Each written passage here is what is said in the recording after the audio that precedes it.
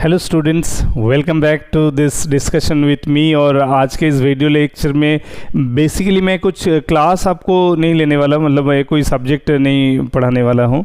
हाँ, भले भले आप बैकग्राउंड में कुछ देख रहे हैं, ये वेक्टर से रिलेटेड कुछ प्रॉब्लम डिस्कस कर रहे थे इस वीडियो को रिकॉर्ड करने के पहले। कुछ क्लास हमारा लाइव क्लास चल रहा था तो उसमें डिस्कस कर रहे थे। एनीवे, सो जो बात मैं कहना चाह रहा हूँ, मैं कंटिन्यूअस देख रहा हूँ कि अभी जो रिपीटर्स वाले बच्चे हैं ना, जो इस बार जेई दिए हैं जिनका नहीं हो पाया है, या जो नीट का भले अभी रिज़ल्ट नहीं आया लेकिन नीट में जो बच्चे मतलब अभी तक एनटीए स्कोर शीट के साथ या दूसरा इंस्टीट्यूट के स्कोर शीट के साथ जो मतलब आंसर शीट के साथ आंसर शीट के साथ जो आप अपना परफॉर्मेंस को, अपना आंसर्स को टैली कराएं और उसके बाद जैसे आपको पता लगता है कि हाँ आप कितना फिज़िक्स में स्कोर करने वाले हैं, कितना केमिस्ट्री में, कितना बायोलॉजी में। तो फिज़िक्स में लगातार मेरे को जो चीज़ समझ में आ रहा है बच्चों के इंटरेक्शन से, बच्चों के साथ इंटरेक्शन से, उनसे फ़ोन में बात करने के बाद, बहुत सारे बच्चे ऐसे हैं कि जो बायोलॉजी में, केमिस्ट्री में अच्छा कर रहे हैं, खासकर बायोलॉजी में बहुत अच्छा कर रहे हैं, लेकिन फिज़िक्स में वो बहुत ही मतलब उस कंपैरिजन में अगर मैं देखूं, बायोलॉजी के कंपैरिजन में देखूं तो फिज़िक्स में वाकई वो कुछ अच्छा नहीं कर पा रहे। तो मैं उन सभी बच्चों को कहना चाहता हूं कि आपको डिसहार्टन होने की ज़रूरत नहीं है, डिमोरलाइज मत होए। आप फिर से दोबारा आप अटेम्प्ट ले सकते हैं नीट के लिए, लेकिन हाँ नेक्स्ट टाइम जब आप प्रिपेयर कर रहे हैं, यानी कि 2022 के लिए जब आप प्रिपेयर करते हैं, तो आप ध्यान रखिए कि आप कौन सा बुक पढ़ रहे हैं, क्या मटेरियल पढ़ रहे हैं, कौन सा इंस्टीट्यूट का मटेरियल पढ़ रहे हैं, ये उतना ज़रूरी नहीं है। सबसे जो ज़रूरी बात है कि आप जो भी मटेरियल यूज़ कर रहे हैं, जो भी मोड ऑफ लर्निंग आपका है, अगर आप कहीं ऑफलाइन कोचिंग अटेंड कर रहे हैं या कहीं से ऑनलाइन पढ़ रहे हैं, तो ध्यान मोस्टली इस चीज़ पर दीजिए कि आप जो भी चैप्टर पढ़ते हैं आप पूरा थॉरो पढ़ते हैं। ऐसा नहीं कि कुछ चैप्टर्स का सिलेक्टिव चीज़ को आप पढ़ते हैं और कुछ चीज़ को आप छोड़ देते हैं, पहला। दूसरा, ऐसा ना करें कि आप जैसे एक कॉन्सेप्ट है कि हाँ एनसीईआरटी से क्वेश्चन आएगा, एमसीक्यू जो नीट में आता है वो कोई बहुत स्टैंडर्ड, हाई स्टैंडर्ड का क्वेश्चन नहीं होता है।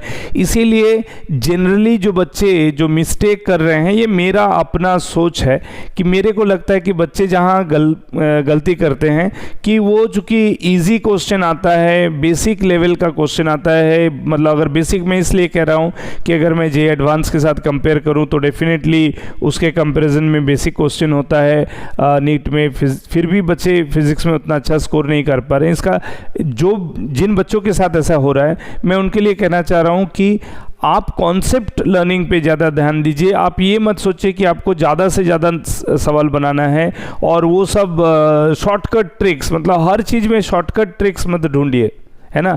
Shortcut tricks is the application. Shortcut tricks उनके लिए है या आपके लिए वो तब है जब आप किसी चीज़ को थॉरो समझते हैं।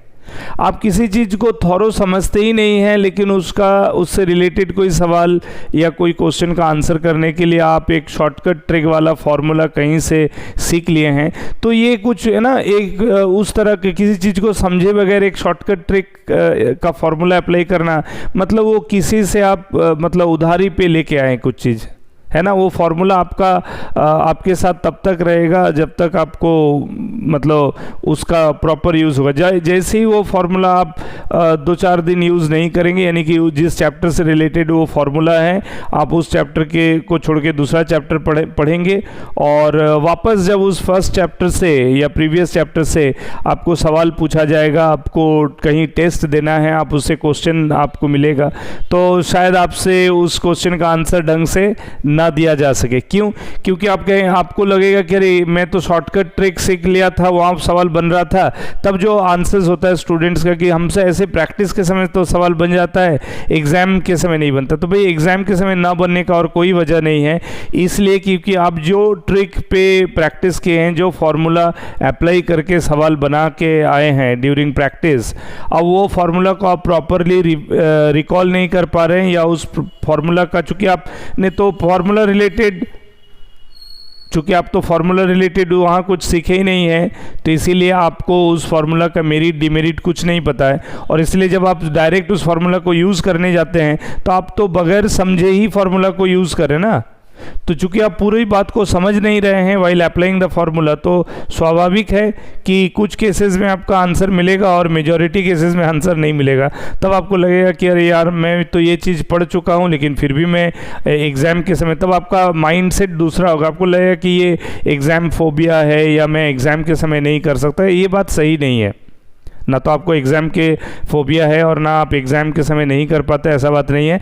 बात यह है कि प्रॉपर टाइम में आप उस चीज़ को रिकॉल इसलिए नहीं कर पा रहे हो क्योंकि आप उस फार्मूला के बारे में थॉरो नहीं हो, कॉन्सेप्चुअल आपका अंडरस्टैंडिंग क्लियर नहीं है। आप रट्टा मार तरीके से फार्मूला को पढ़ चुके हैं, इसीलिए वो फार्मूला जब तक आपका दिमाग में बैठा हुआ था तब तक आप उसको उस स्ट्रक्चर्ड प्रॉब्लम्स में अप्लाई कर पा रहे थे, लेकिन जनरल सवाल में आप उसको अप्लाई नहीं कर पा रहे। तो इस बात में आपको केयरफुल होना है। मैं सिर्फ इतना ही छोटा सा बात आपको कहना चाहता हूँ। हाँ, मैं ये मत सोचिए कि मैं आपको डिस्करेज कर रहा हूँ, रैदर आप उल्टा तरीके से सोचिए कि मैं आपका वो जो ड्रॉबैक्स है, मैं वो ड्रॉबैक्स को आपको जानने में मदद कर रहा हूं। तो ये आपके लिए मैं पॉजिटिव वर्क कर रहा हूं, बल्कि मैं आपके लिए कोई नेगेटिव वर्क नहीं कर रहा हूं। तो इसीलिए जब समझ के रखिए कि जब टीचर किसी एक स्टूडेंट या बहुत सारे स्टूडेंट्स का जो प्रॉब्लम एरिया को अगर आपके सामने लेके आ जाए, चाहे आप जिनसे पढ़ते हैं वो हो या कोई दूसरा टीचर है,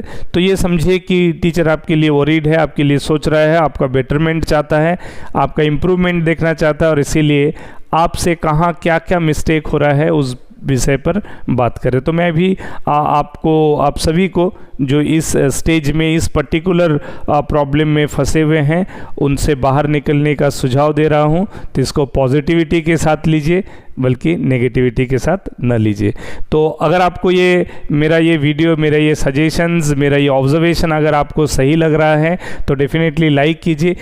इस पर्टिकुलर वीडियो को ज़्यादा से ज़्यादा बच्चों तक शेयर कीजिए, ताकि मोस्टली वो हर बच्चे जो इसी प्रॉब्लम्स में जूझ रहे हैं उनको कुछ तो समझ में आए, कुछ दिशा मिले, कुछ डायरेक्शन मिले अपने पढ़ने का प्रोसेस को या अपने प्रैक्टिस को कैसे चेंज किया जाए। इस पर हम लोग आगे और बात करेंगे।